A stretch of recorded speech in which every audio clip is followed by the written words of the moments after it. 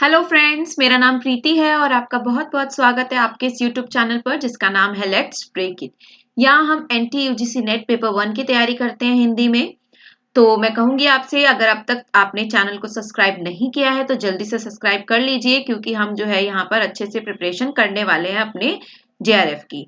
उसी के साथ साथ आप यहाँ हमारे टेलीग्राम चैनल से भी जुड़ सकते हैं, जिसका लिंक मैं आपको डिस्क्रिप्शन बॉक्स में दे दूंगी। ये हमारा टेलीग्राम चैनल है, तो आप यहाँ पर भी जुड़ सकते हैं रेगुलर अपडेट्स और फॉर पीडीएफ। तो आज का जो है हम जो है रिसर्च एप्टीट्यूड हम पढ़ रहे थे, और उस रिसर्च एप्टीट्यूड के अंतर्गत हमारा क्या टॉपिक चल रहा है। तो आज का हमारा टॉपिक है न्यायदर्श या प्रतिदर्श, यानी कि सैंपलिंग।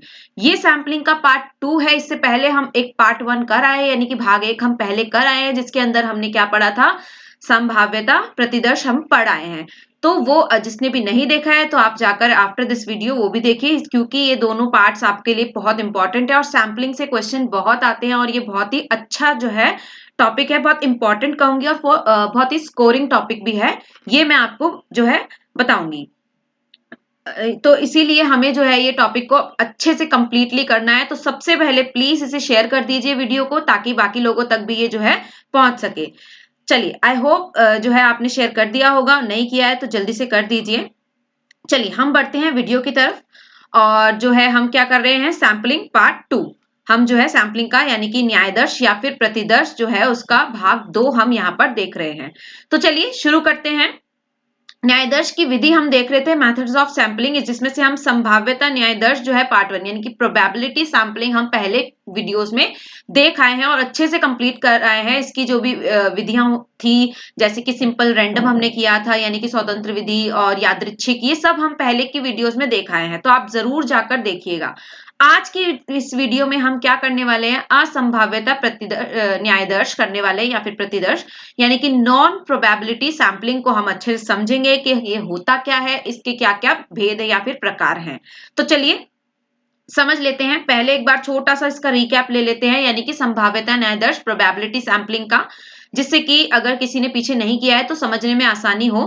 डीप में समझना है तो आप पीछे की वीडियो देखें। तो चलिए छोटा सा इसका एक रिव्यू ले लेते हैं।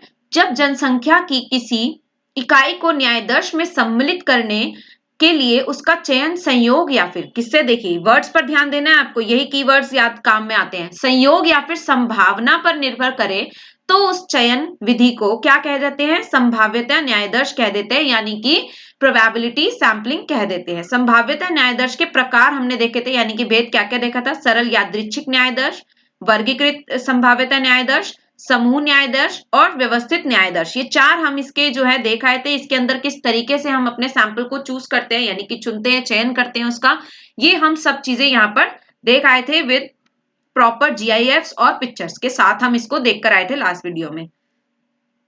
तो अब चलते हैं असंभाव्यता न्यायदर्श की तरफ, यानी कि नॉन प्रोबेबिलिटी सैंपलिंग, यानी कि अब यहाँ पर जो है, पहले हमने प्रोबेबिलिटी किया कि इसमें जिसमें जो है संभावना ज्यादा होती है, अब यहाँ पर जो है ये क्या है, नॉन प्रोबेबिलिटी। अब नॉन प्रोबेबिलिटी होता क्या है पहले ये समझ लेते हैं। असंभाव्यता न्यायदर्श न्यायदर्श इकाई चयन की प्रचलित पद्धति है। कैसी है, प्रचलित पद्धति है, पहले तो यही ध्यान रखना है। दोनों में से प्रचलित कौन सी है, असंभाव्यता न्यायदर्श। इस विधि में शोधकर्ता अपने विवेक से इकाइयों का चयन करता है और न्यायदर्श को प्रतिनिधि, यानी कि जो कॉम्पिटिटर्स हैं, प्रतिनिधि या पर्याप्त बनाने के लिए कुछ नियमों या पूर्व ज्ञान का उपयोग करता है। जो यानी कि विवेक का, अपने ज्ञान का जो भी उसको नॉलेज है, वो यहाँ पर वो यूज करेगा इस जो है नॉन प्रोबेबिलिटी सैंपलिंग के अंतर्गत। असंभाव्यता न्यायदर्श के जो प्रकार है वो हम देखेंगे क्या क्या है। सबसे पहले स्वकार्य या फिर सुविधा न्यायदर्श, सौदेश्य न्यायदर्श, कोटा न्यायदर्श, स्नोबॉल न्यायदर्श, आकस्मिक न्यायदर्श। ये चार आपको देखने को मिलेंगे, और ये पांचवा कहीं कहीं आपको किसी किसी बुक में मिलेगा और किसी में नहीं। क्यों, क्योंकि वो हम आगे समझेंगे। तो ये पांच जो है टोटल हमारे क्या है, असंभाव्यता यानी कि नॉन प्रोबेबिलिटी सैंपलिंग के पांच प्रकार हैं, पांच जो है पार्ट्स हैं, जो कि हम एक एक करके समझेंगे। चलिए पहला, तो पहले नंबर पे हमारा है क्या, स्वकार्य या फिर सुविधा न्याय दर्श। नाम से ही क्लियर हो रहा है, कन्वीनियंस, जिसमें जो शोध करता है यानी कि रिसर्चर जो है वो पूरी तरीके से कन्वीनियंटली एकदम, यानी कि उसकी सुविधा के अनुसार, अपनी सुविधा के अनुसार जो है, जब वो सैंपल को चूज करता है या सैंपल को जो है चुनता है, तब वो इस सैंपलिंग विधि का या फिर इस सैंपलिंग मेथड का यूज करता है। क्या है?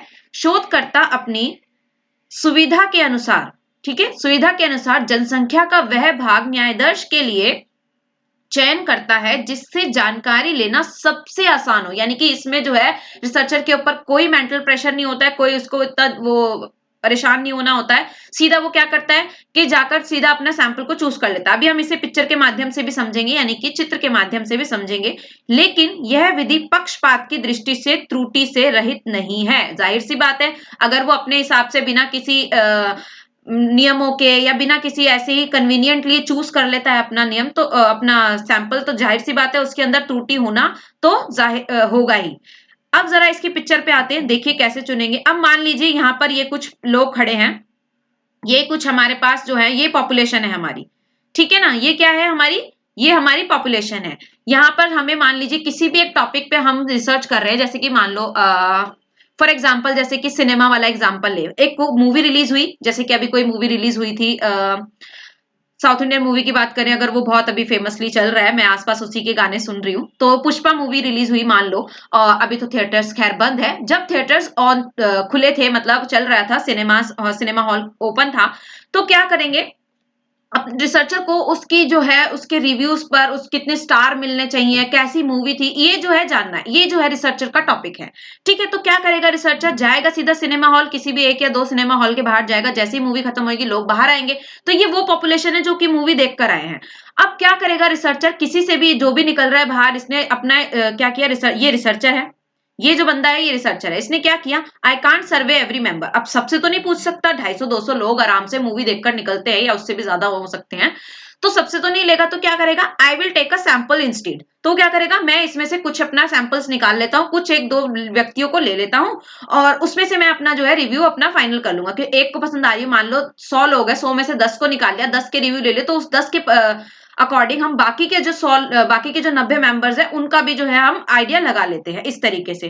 तो रिसर्चर ने क्या किया, इसमें से 2 4 5 लोगों को यहाँ पर ये जो है इसका सैंपल, ये जो है इसने सैंपल चूज कर लिया कि ये मैं अपने कन्वीनियंटली, इसने कुछ सोचा नहीं कि हाँ मैं उसको लूं, बड़ी एज के व्यक्ति को लूं, छोटी एज के, कुछ भी नहीं सोचा, अपने कन्वीनियंट के हिसाब से, यानी कि अपनी सुविधा के अनुसार इसने क्या कर लिया, वहां से सैंपल्स ले लिया। अब इनसे इनका रिव्यू ये पूछेगा, रिव्यू पूछने के बाद सीधा सीधा अपना जो है ये क्या दे देगा, अपना उस पर रिजल्ट दे देगा कि भाई मूवी ऐसी थी इन लोगों के अनुसार। अब ये बाकियों के अनुसार भी उसी को ही मान लेगा कि जो जितने भी लोग मूवी देख कर आए अलग अलग सिनेमाज में, तो वो सबका जो रिव्यू है ये इनसे ही फाइनल कर लेगा, यानी कि और कहीं जाने की जरूरत नहीं समझेगा। ये होती है हमारी कौन सी, कन्वीनियंस सैम्पलिंग।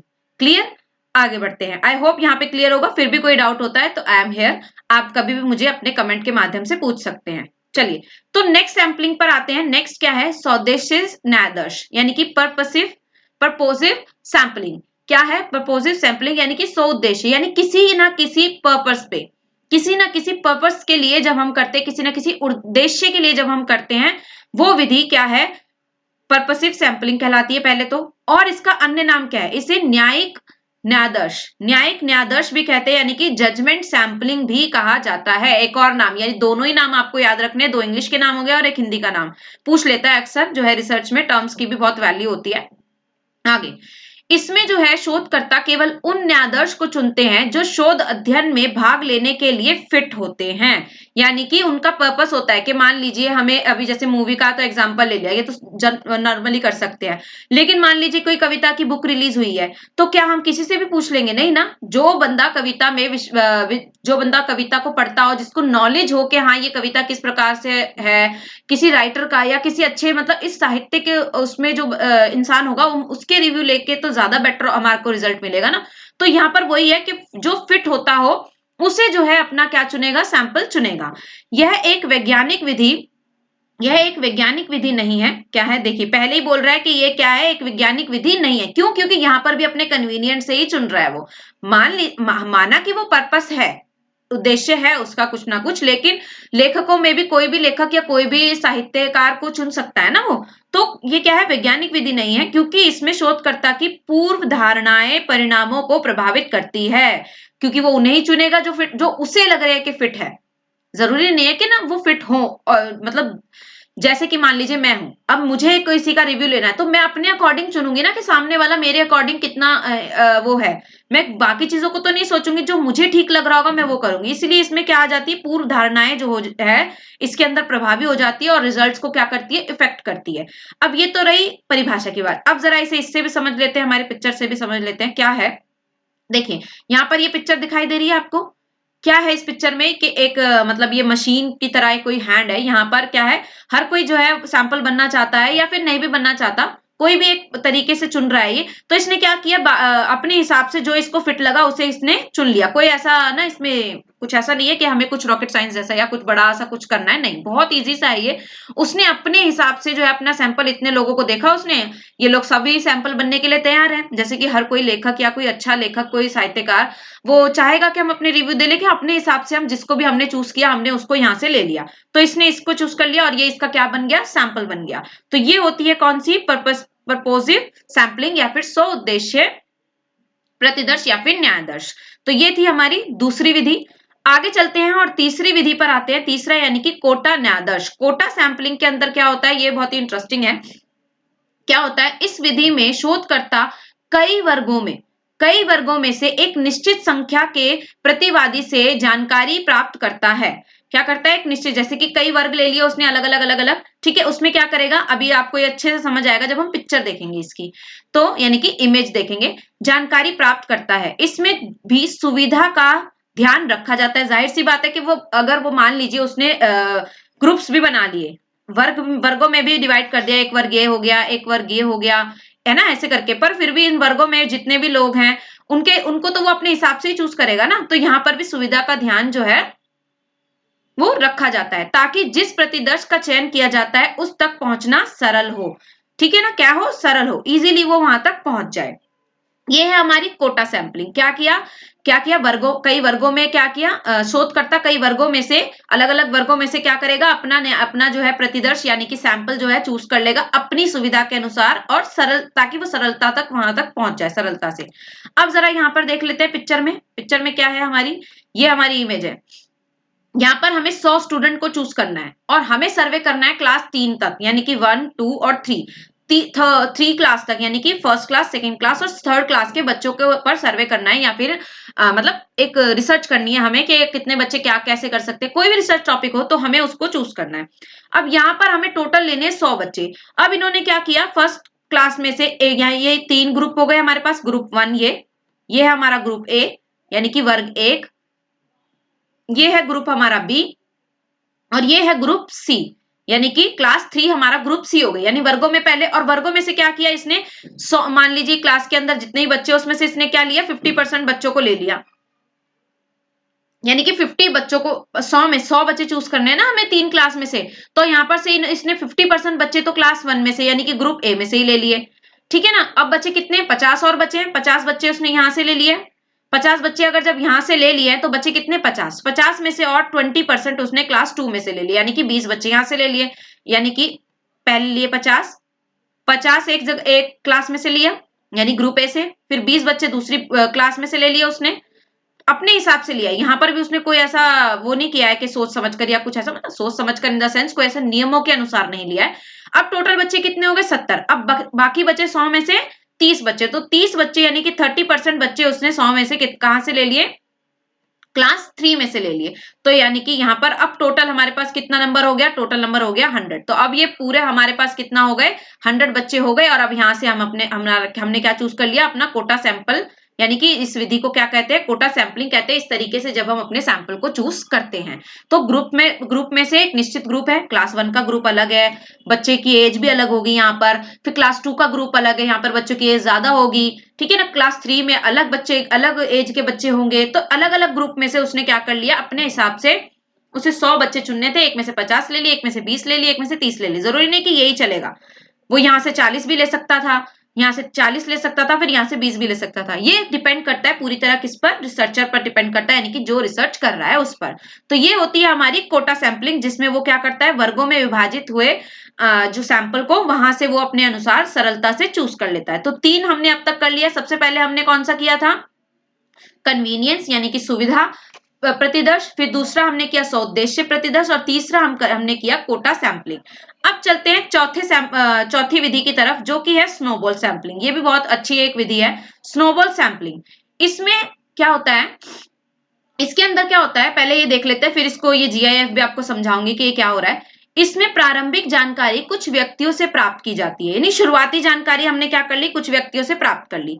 ये व्यक्ति, जो भी व्यक्ति थे, मतलब मान लो यहाँ पे, अब ये जीआईएफ को देखो जरा, यहाँ पर ये इसमें से इसने क्या करा, ये जो व्यक्ति है, ये सामने, ये मान लो रिसर्चर है जिसने बॉल चलाया, ठीक है। अब ये दूसरा जो व्यक्ति है, ये इसका सैंपल है, इसने इसको जो है क्या किया, इससे जो है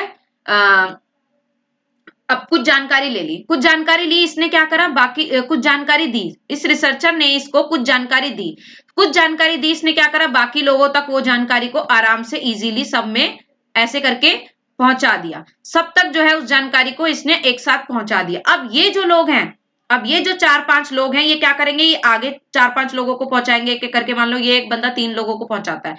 इस तरीके से ये जो है एक तरीके का क्या चलता है, एक के बाद एक के बाद एक के बाद एक चलता है, जैसे कि हाँ बैक बाइटिंग चलती है ना, यानी कि चुगली होती है मतलब ऐसे होता था ना, जब हम क्लास में स्कूल टाइम पे हम लोग क्या करते थे, मेरी फ्रेंड ने मुझे कुछ बताया, मैं आगे 2-4 लोगों को बताऊंगी, वो आगे 2-4 लोगों को बताएंगे, इस तरीके से बात होती है ना। बिल्कुल वही सैंपलिंग है ये स्नोबॉल सैंपलिंग, जिसमें क्या होता है कि आपने मुझे कुछ बताया, यानी कोई बात बताई, कोई भी आपने डेटा दिया मुझे, वो डेटा मैंने क्या किया, आगे 2 लोगों को दिया, उन 2 लोगों ने आगे 4 लोगों को दिया। इस तरीके से ये जो सैंपलिंग है स्नोबॉल सैंपलिंग, इस तरीके से जो है ये सैंपल चलता है, यानी कि यहाँ पर रिसर्चर खुद चूज नहीं कर रहा है सारे सैंपल्स को। ये यहाँ पर ध्यान देने वाली बात है कि स्नोबॉल सैंपलिंग में रिसर्चर जो है वो खुद से जो है अपने सैंपल्स नहीं चूज कर रहा है, उसने किसी एक व्यक्ति को चुन लिया, ये व्यक्ति प्रदत्त के कुछ और व्यक्तियों का नाम सुझाएंगे जिनसे जानकारी प्राप्त की जा सकती है। जैसे इसने जो है इन 5 लोगों का नाम सुझाया और इन लोगों को भी बता दिया कि आपको ये काम करना है। इस रिसर्चर ने इसको कुछ काम दिया है या फिर कुछ बताया, कोई जानकारी दी है, इसने इन बाकी लोगों को दे दी, और अब ये बाकी लोग और बाकी लोगों को भी जानकारी देकर उसमें से जो जानकारी हासिल करनी है वो निकाल लेंगे। यह प्रक्रिया चलती रहती है, और इसी तरह जब तक ये प्रक्रिया चलती रहती है तब तक चलती है जब तक हमें क्या नहीं मिल जाते, हमें वांछित प्रतिदर्श ना मिल जाए। जब तक हमें जो भी हमें चाहिए वो चीज ना मिल जाए तब तक ये जो प्रक्रिया है वो चलती रहती है। आई होप क्लियर होगा एग्जाम्पल से भी, जीआईएफ से भी, और अब भी क्लियर नहीं है तो हमारे पास ये पिक्चर भी है आप क्लियर करने के लिए। अब तो बचेगा नहीं, मुझे नहीं लगता कि अब इसके बाद थोड़ा भी कहीं पे डाउट रहेगा आपको। क्या है देखो, यहाँ पर जो है ये स्नोबॉल सैंपलिंग में सबसे पहले ये जो है रिसर्चर है, इस रिसर्चर ने क्या किया, 2 व्यक्तियों को चुना, किसी भी एज किसी भी उसमें 2 व्यक्ति को चुना। इसने जो है इन 2 को काम दिया कि तुम्हें ये करना है। इसने क्या किया, आगे 3 लोगों को चूज कर लिया, और ये 3 लोग आए, इसने भी क्या करा, 3 लोग, अब टोटल 6 लोग हो गए, और इन 2 को मिला के 8 लोग हो गए। अब ये 3 लोग क्या करेंगे, इसने जो है एक को चुना, यानी कि इसने दूसरे ग्रुप में बता दिया, इसने तीसरे ग्रुप में बता दिया, इस तरीके से ये आगे ग्रुपिंग होती रहेगी। अब ये लोग आगे बता देंगे, आगे कुछ ग्रुप को बताएंगे, इस तरीके से ये जो है क्या करता होता रहेगा, चलता रहेगा, जब तक हमें वो रिजल्ट ना मिल जाए या वो चीज ना मिल जाए जो हम ढूंढ रहे हैं। तो ये होती है हमारी स्नोबॉल सैंपलिंग। अब आगे बढ़ते हैं और हमारी लास्ट विधि है ये आज की, मतलब असंभाव्यता न्यायदर्श की, यानी कि नॉन प्रोबेबिलिटी सैंपलिंग में ये आखिरी विधि है क्या, एक्सीडेंटल सैंपलिंग, यानी कि आकस्मिक न्यायादर्श। यह भी सुविधा न्यायादर्श की जैसी ही है, पर इसमें प्रतिवादी एक ही जगह, अब क्या है ये बिल्कुल कैसी है, कन्वीनियंट सैंपलिंग, जो हमने सुविधा न्यायादर्श पढ़ा था बिल्कुल उसी के जैसी है, लेकिन यहाँ पर एक चीज है, इसमें प्रतिवादी एक ही जगह से मिल जाते हैं। जैसा कि मैंने एग्जाम्पल में आपको बोला था कि वहां पर एक ही थिएटर लिया है, तो वहां पर वो अलग अलग थिएटर में जाकर, यानी कि सुविधा में क्या करेगा, वो 2-4 थिएटर्स में जाकर, थिएटर्स के बाहर जाकर अपने जो है सैंपल्स चूज कर लेगा। लेकिन यहाँ पर ये क्या कर सकता है, सिर्फ एक ही थिएटर में जाएगा और वहीं से अपने सैंपल को चूज कर सकता है। ये इसके अंदर होता है एक्सीडेंटल के अंदर, यानी कि एक्सीडेंटल सैंपलिंग के अंतर्गत। जैसे शोधकर्ता को किसी, ये देखो एग्जाम्पल में भी यही है, शोधकर्ता को किसी फिल्म के रिव्यू जानने हैं तो किसी एक सिनेमा के बाहर से वह अपने क्या करेगा, शोध के लिए वांछित न्यायाधीश लेकर उनसे जानकारी प्राप्त कर सकता है। ये जो इस तरीके की जो सैंपलिंग हम चूज करते हैं और अपना जो है रिसर्च पर काम करते हैं, तो ये कौन सी सैंपलिंग कहलाती है, एक्सीडेंटल सैंपलिंग, यानी कि ये क्या है, आकस्मिक, हमने अचानक से ये सोच के कर लिया कि चलो यहीं से अपना सैंपल चूज कर लेते हैं और अपने रिसर्च पर काम कर लेते हैं। इसका जो पिक्चर है वो इस तरह से आप ले सकते हैं कि ये लोग क्या है, सारे ये पॉपुलेशन है जो बाहर आई है। जैसे हमने वहां पर भी एग्जांपल ले लिया था, यही एग्जांपल मैंने आपको वहां पर भी दिया था, यही एग्जांपल आप यहाँ भी रख सकते हैं। यहाँ से कुछ लोगों को लिया, ये इस तरीके से ले लिया। अब यहाँ से इन्होंने कुछ लोगों को लिया। यहाँ पर जरूरी नहीं कि आप एवरी 3 सैंपल्स ले, नहीं जरूरी नहीं है, ये वाली चीज यहाँ पर जो है इंपॉर्टेंट नहीं है, तो ये चीज आप नहीं लेंगे। यहाँ से कोई भी सैंपल उठा लिया, मान लो एक यहाँ से 4 को भी और ले लिया, तो ये इस तरीके से जो है हम यहाँ पर सैंपल्स ले लेते हैं एक्सीडेंटल में, और वहां से अपनी क्या कर लेते हैं, अपनी रिसर्च को आगे काम में ले आते हैं। तो ये थे हमारे कुल 5 जो है विधियां, यानी कि एक्सीडेंटल तो जो है वो किस पूरी तरीके से कैसी है, सुविधा सैंपलिंग के यानी कि सुविधा न्यायादर्श के जैसी ही है, तो इसको ज्यादा ध्यान देने, इसीलिए मैंने कहा कि कई किताबों में ये आपको नहीं भी मिलेगी, 4 ही जो है प्रकार मिलेंगे। ये एक एक्स्ट्रा था जिसमें थोड़ा सा चेंज था, वो मैंने आपको यहाँ पर बता दिया है। ठीक है, तो आई होप ये चारों सैंपलिंग, यानी कि सबसे पहले हमने कौन सी की, कन्वीनियंट सैंपलिंग की थी, जिसके अंदर क्या होता है, एक छोटा सा इसका रिकैप कर लेते हैं। कन्वीनियंट सैंपलिंग में क्या होता है, ये रिसर्चर है, जो रिसर्चर जो है अपने अनुसार जो है सैंपल चूज कर लेता है, यानी अपनी सुविधा के अनुसार, किसी भी तरह की कोई दिक्कत ना हो उसे। दूसरा हमने देखा जजमेंट सैंपलिंग, यानी कि सोद्देश्य यानी पर्पसिव सैंपलिंग में क्या होता है, अपने पर्पस के हिसाब से जो उसका काम है, यानी कि ये जो है रिसर्चर है, इसने अपने हिसाब से पहले इसे चुन लिया, किसी को भी, मतलब ये भी अपने हिसाब से चुन रहा है, लेकिन एक पर्पस के हिसाब से। जैसे मैंने एग्जांपल लिया था ना कि किसी एक कविता पर अगर हमें रिव्यू लेना है तो हम उन्हीं साहित्य से जुड़े हुए लोगों को ही ले तो ज्यादा अच्छा हो जाएगा ये। फिर उसके बाद हमने देखा कोटा सैंपलिंग के अंतर्गत क्या होता है कि ग्रुप बना लेते हैं, ग्रुप में से हम लोग, ग्रुप वर्ग होते हैं, वर्गों में से हम लोग चूज कर लेते हैं। चौथी हमने देखी स्नोबॉल सैंपलिंग में क्या होता है, एक रिसर्चर ने 2 लोगों को बताया, 2 लोगों ने आगे 4 लोगों को और बता दिए, 4 लोगों ने आगे 8 लोगों को बताया, 8 लोगों ने आगे 16 लोगों को बताया। तो इस तरीके से ये क्या चलता रहता है, तब तक चलता है जब तक हमें हमारा फाइनल रिजल्ट, यानी कि फाइनल जो हम प्रतिदर्श ढूंढ रहे हैं, जब तक हमें ना मिल जाए, तब तक ये जो है प्रोसीजर चलता रहता है। तो ये थी हमारी असंभाव्यता न्यायादर्श, यानी कि non probability sampling. I hope आपको क्लियर होगा। फिर भी मैं कहूंगी अगर कोई भी डाउट हो आपको तो आप अपने कमेंट के माध्यम से मुझे बता सकते हैं कि मैम यहाँ पर ये प्रॉब्लम आ रही है, तो मैं उसे सॉल्व करूंगी। और प्लीज मैं आपसे रिक्वेस्ट कर रही हूँ, रिक्वेस्ट इसलिए कर रही हूँ ताकि आप तो देख ही रहे हैं, आगे भी लोगों तक पहुंचाइए ये, ताकि ये जो मटेरियल है, ये जो हमारा काम, मेरा जो मतलब मेरा मोटिव है वो पूरा हो सके, यानी कि आप लोगों तक ये पहुंचाने का। पेपर 1 में हमें इस बार अच्छे से स्कोर करना है, जो अब एग्जाम 2020 में एग्जाम होगा, 2022 में हमारा एग्जाम होगा, इसमें हमें एक बहुत अच्छा स्कोर करना है, और जेआरएफ का जो है हमें अपना एम जो है उसे पूरा करना है। तो एम पूरा करने के लिए हमें क्या करना पड़ेगा, शेयर करना पड़ेगा, और शेयरिंग इज केयरिंग। तो प्लीज उसे शेयर कीजिए और अच्छे से लोगों तक पहुंचाइए, बहुत अच्छे से, ताकि मेरे को जो है मेरा मोटिव पूरा हो सके। चलिए तो वीडियो को एंड करते हैं। Thank you so much and take care, और शेयर कीजिए और चैनल के साथ जुड़ जाइए। Thank you.